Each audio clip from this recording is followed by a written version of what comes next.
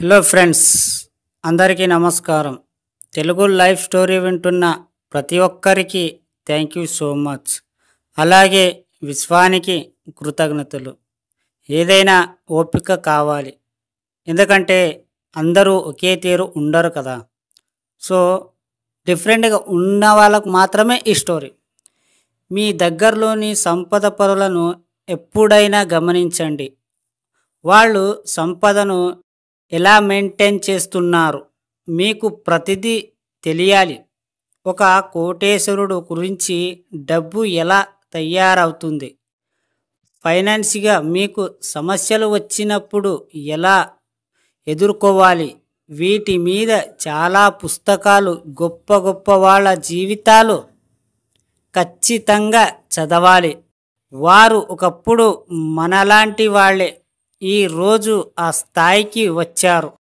వారి జీవితాలు చదివి డబ్బు సంపద కావాలన్నప్పుడు వీటన్నిటిపైన మీకు అవగాహన ఉండాలి. అప్పుడు డబ్బు సంపదకు మీరు అర్హులుగా ఆ విశ్వదృష్టిలో గుర్తింపబడతారు. లేకుంటే ఇబ్బందులు ఎదుర్కొంటారు.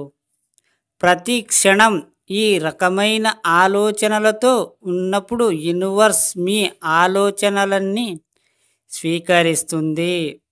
మీ ఆలోచనలకు అనుగుణంగా మీకు ఎలా ఇవ్వాలి అనే ప్లాన్ వేసుకుంటుంది.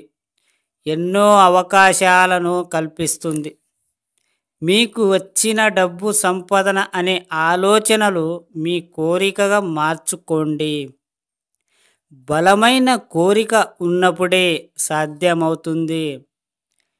మీ జీవితపు రూపురేఖలు మీ చేతుల్లోనే ఉన్నాయి. ఎలా మార్చుకుంటారో అనేది మీ ఇష్టం.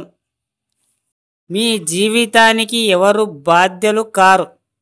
ఒక విషయం, మీరు ఏమి చేస్తున్నారు అనేది ఎవరికి చెప్పే అవసరం లేదు. ఇతరులకు, సమాజానికి, ప్రకృతికి ఇబ్బంది కలగకూడదు.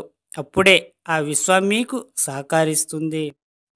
విశ్వం నియమాలు చాలా ఉన్నాయి. ఒక్కొక్కటిగా తెలుసుకుందాం. కానీ అర్థం కానిది ఏంటంటే, అసలు విశ్వం అంటే ఏంటి, విశ్వం ఎలా ఉంటుంది అని మీకు ఒక డౌట్ మాత్రం వచ్చే ఉంటుంది కదా.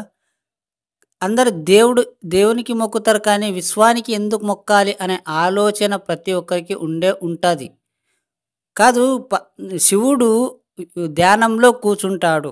ఆ ధ్యానం అతనిలో చెప్పలేనంత పవర్ ఉంటుంది కదా శివుడికి. మళ్ళీ ధ్యానం ఎందుకు కూర్చుంటాడు అతను?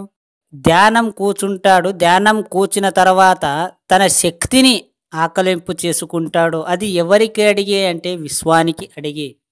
ఈ ప్రపంచంలో అన్నిటికీ మించిన గొప్పతనం విశ్వమే.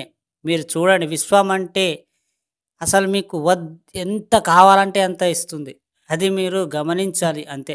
అర్థమైందా ఫ్రెండ్స్? ఈ స్టోరీ విన్న ప్రతి ఒక్కరికి థ్యాంక్ యూ సో మచ్. అలాగే ప్రతి ఒక్కరికి, అలాగే విశ్వానికి చాలా చాలా కృతజ్ఞతలు.